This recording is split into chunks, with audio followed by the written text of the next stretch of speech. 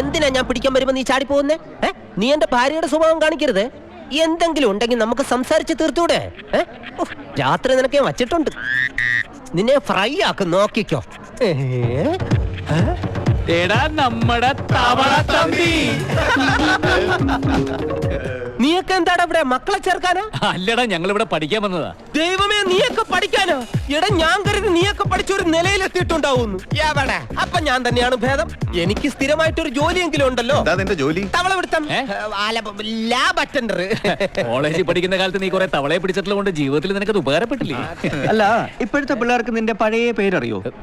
ദയവ് ചെയ്ത് നിങ്ങളായിട്ട് ഇനി അറിയിക്കണ്ട. പിന്നെ നമ്മൾ ഒരുമിച്ച് പഠിച്ചതാണെന്ന് വേറെ ആരോടും പറയണ്ട. കാരണം ഇന്നത്തെ എന്റെ നിലയ്ക്കും വിലയ്ക്കും അത് മോശമാണ്. തവളെ കാണിച്ചു തരാടാ, നല്ല പച്ച തവള. എന്താ പ്രശ്നം?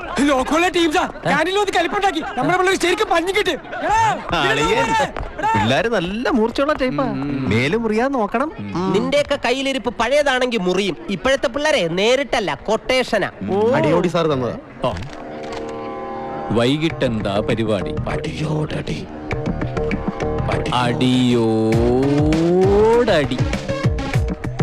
എടീ, ഞാനല്ല മഴയത്ത് നിൽക്കണേ.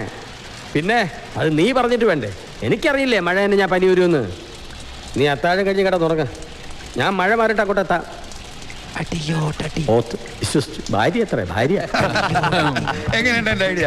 ഞാൻ പറഞ്ഞില്ലേ മഴ നനഞ്ഞോണ്ട് വെള്ളടിക്കാൻ. മഴ ഓക്കെ, ഒരു ഇടിയും കൂടെ ഉണ്ടായിരുന്നെങ്കിൽ. ഇതെങ്ങനെയുണ്ട്? ഇടിയും മിന്നലും മഴയോ ഓക്കെ. ഇനി കൊടുങ്കാറ്റ് വേണം. അയ്യോ വേണ്ടായേ. ഇവൻ ഇടി മാത്രം പോരാ, ഒരു ചവിട്ടും കൂടി കൊടുക്കാൻ വേണ്ട. ഇവൻ ചെയ്ത തെമ്മാടിത്തരം അറിയോ? ഒരനിറഞ്ഞു നിൽക്കുന്ന മൂത്ത സഹോദരിയെ കെട്ടിച്ചയക്കാതെ +2 പഠിക്കുന്ന അനിയത്തിയെ കെട്ടിച്ചയച്ചു. അതെന്നാ പണിയാണ് കാണിച്ചേ? അതെ, മൂത്ത പെങ്ങള് പൊരയല്ലേ നിറഞ്ഞു നിൽക്കുന്നത്, പക്ഷേ ഇളയവൾ വയറ് നിറഞ്ഞാ നിന്നിരുന്നത്. നല്ല കുടുംബ. മുന്നേ നിനക്ക് എത്ര കുട്ടികളാ? എന്റെ പിള്ളേരുകളെയൊക്കെ മാറിയിട്ട് മതി കുട്ടികളെന്നാ ഫാത്തിമ പറയുന്നത്. അവള് പറഞ്ഞത് ശരിയല്ലേ?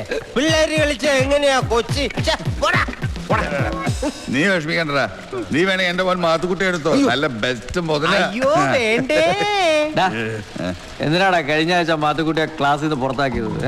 അത് പിന്നെ അവൻ ടീച്ചർ അവനോട് ലാവ ഉണ്ടാകുന്ന എങ്ങനെയെന്ന് ചോദിച്ചു.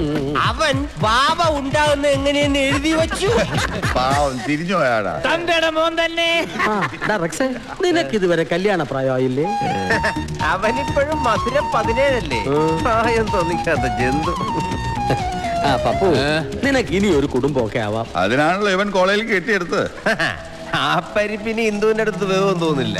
ഒരു പാവം കുട്ടിയാ, ഒരുപാട് അനുഭവിച്ചു. ഇനി അതിനെ കണ്ണീര് കുടിപ്പിക്കരുത് കേട്ടോ.